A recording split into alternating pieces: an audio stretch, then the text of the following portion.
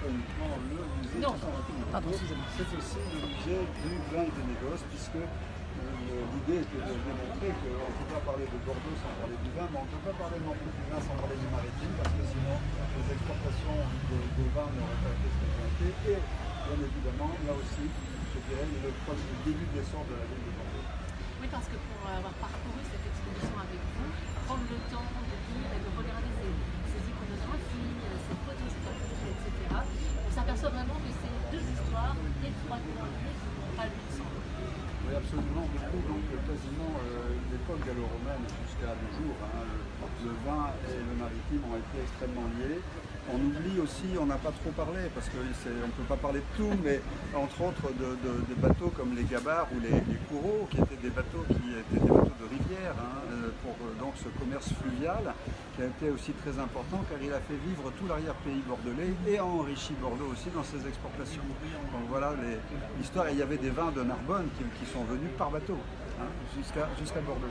Alors les vins, les bateaux liés, vous votre partie c'est évidemment un peu plus ces bateaux, l'histoire maritime, ces bateaux qui ont été influencés, qui ont des visages un peu particuliers liés au vin.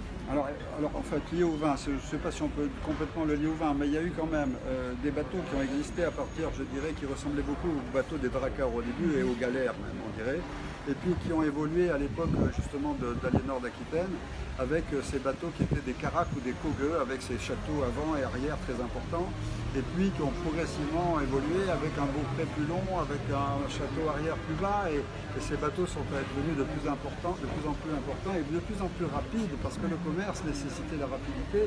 Donc on a été, en XVIIe siècle, c'est les flûtes créées et conçues par les Hollandais, qui commençaient à accaparer le commerce du vin, et puis ensuite on a pu aller vers le 19e siècle, vers les clippers et autres bateaux non moins célèbres comme les cuirassés qui étaient conçus à Bordeaux. Voilà. Donc c'est toute une histoire de la vie maritime et de la construction navale.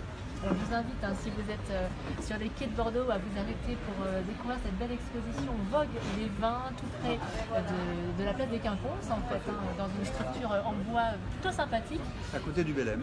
C'est tout près du Bélem. Voilà. Alors vous parlez de ces bateaux, est-ce que ça vous fait quelque chose justement de les voir ici sur le fleuve reprendre vie grâce à ces grands voiliers?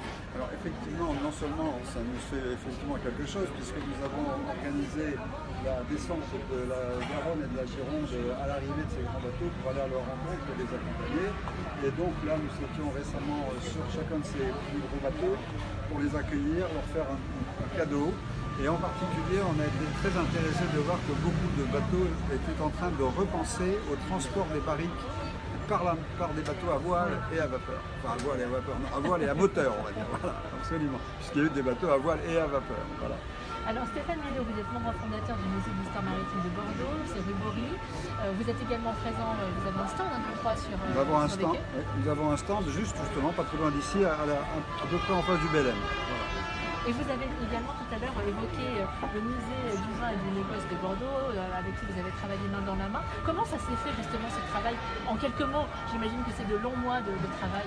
Écoutez, il faut savoir que depuis plus d'un an, nous avons ouvert le musée de l'histoire maritime de Bordeaux il y a un an, mais le musée du vin et du négoce existe depuis 7 à 8 ans.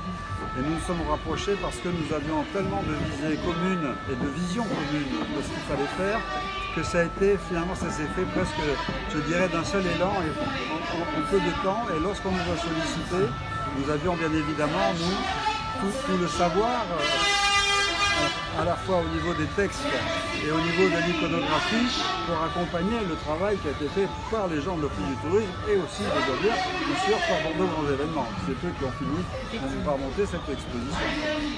Stéphane Guido, membre fondateur du musée de l'histoire maritime de Bordeaux, pour l'exposition Vogue des vins, l'histoire bordelaise à découvrir ici pour Bordeaux. Merci beaucoup. Sans oublier le musée du vin et du négoce. Sans ne les oublie pas. Merci beaucoup Stéphane. Merci à vous. Merci. À bientôt. Au revoir. Au revoir.